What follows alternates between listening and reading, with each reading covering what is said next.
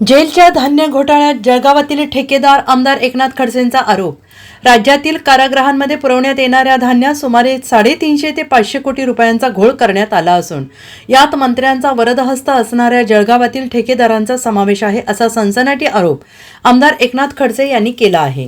की यामध्ये जळगावचे ठेकेदार आहेत काही, आणि त्या ठेकेदारांना एका जळगावच्या मंत्र्याचा आशीर्वाद आहे, मंत्र्याच्या सहकार्याने सगळा घोटाळा झाला असं त्या बातमीमध्ये म्हटलेलं आहे। हे ठेकेदार आहेत जळगाव सहित। या ठेकेदारांनी एकत्रित काय म्हणतात त्याला 5-6 लोकांनी एकत्रित अशा स्वरूपाचं एक हे केलं, सर्कल तयार केलं आणि त्यांनी ते खरेदी केले। आहार अत्यंत निकृष्ट दर्जाचा आजही दिला जातो अशा स्वरूपाचं कैद्यांना विचारणा केली असता मला लक्षात आलं की जनावर सुद्धा खाणार नाही अशा स्वरूपाचा आहार हा कारागृहामध्ये कैद्यांना दिला जातो आणि एवढ्या मोठ्या प्रमाणावर कैद्यांसाठी खर्च केला जातो, परंतु प्रत्यक्ष त्या ठिकाणी निकृष्ट अन्न दिलं जातं।